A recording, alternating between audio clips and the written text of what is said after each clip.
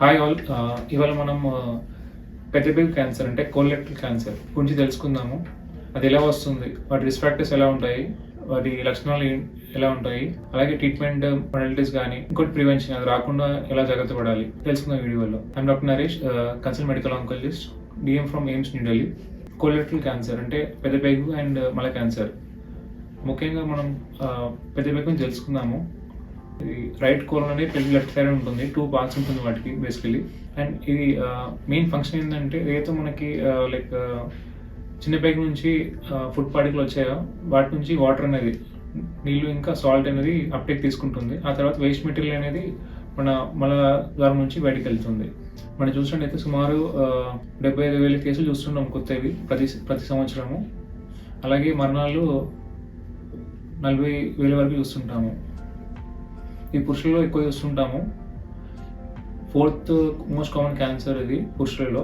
అదే మహిళల్లో it's 5th most common cancer. So వీటి రిస్క్ ఫ్యాక్టర్స్ ఎలా ఉంటుంది? ముఖ్యంగా ఇలా ఉండడం, ఒబిసిటీ, మద్యం సేవించడం, టొబాకో, అలాగే రెడ్ మీట్ అనేది, బీఫ్ అనేది ఎక్కువగా కన్జ్యూమ్ చేసినప్పుడు, అన్హెల్తీ డైట్స్ కానీ లైక్ పిజ్జా, బర్గర్, కొంచెం unhygienic or unhealthy food habits వల్ల కూడా ఉండొచ్చు. అలాగే వంశంలో మనకి 5% నుంచి 10% వరకు ఇంట్లో ఎవరికైనా లైక్ ఫ్యామిలీలో కానీ బంధువులో ఉన్నప్పుడు రిస్క్ అనేది ఉండే ఛాన్స్ ఉంటుంది. అలాగే కొన్ని కండిషన్స్ లైక్ అల్సరేటివ్ కోలిటిస్ అంటే మనకి అల్సర్స్ అవ్వడం మొత్తం మన పెద్ద పేగుల్లో, దీనివల్ల రిస్క్ అనేది ఎక్కువగా ఉంటుంది. ఫర్ ఎగ్జాంపుల్ అది ఎవరికైనా ఈ కండిషన్ అనేది 20 సంవత్సరాలు డయాగ్నోస్ అయినప్పుడు, వాళ్ళు 60 సంవత్సరాలకు వెళ్ళినప్పుడు రిస్క్ అనేది సుమారు 30% వరకు ఉంటుంది వాళ్ళకి ఈ క్యాన్సర్ వచ్చే ఛాన్స్. అలాగే కొన్ని ప్రీ క్యాన్సరస్ కండిషన్స్ ఉంటాయి లైక్ పాలిప్స్ అంటారు మనం పెద్ద పేగులో. సో అది కూడా ఒక రిస్క్ ఫ్యాక్టర్. అందులో రకాలు ఉంటుంది, కొన్ని విల్లస్ అని, సెసైల్ అని.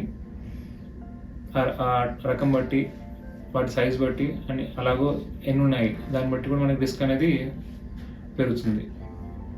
ఇందులో కూడా మనకి 2 రకాలు ఉంటుంది. యంగ్ ఆన్సెట్ క్యాన్సర్ అని చెప్పి, అంటే లెస్ దెన్ 50 years, 50 సంవత్సరాల లోపు ఉన్న వాళ్ళకి ఈ క్యాన్సర్ అనేది కొంచెం డిఫరెంట్గా ఉంటుంది. ఇది చాలా అగ్రెసివ్గా ఉంటుంది అండ్ ఇది లెఫ్ట్ సైడ్ అనేది ఎక్కువ ఉండే ఛాన్స్ ఉంటుంది.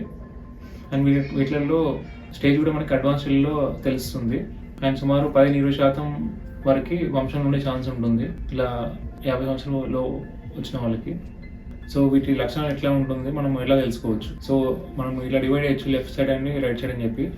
సో లెఫ్ట్ సైడ్ ఉన్నప్పుడు ఏమవుతుంది, జనరల్గా మనకి బ్లీడింగ్ అవుతుంది, మోషన్లో కానీ రక్తం పోవడం జరుగుతుంది. అలాగే మనకి వామిటింగ్ కానీ, కడుపు ఉబ్బడం కానీ, మలబద్ధకం, కాన్స్టిపేషన్ ఇవన్నీ ఉండే ఛాన్స్ ఉంటుంది.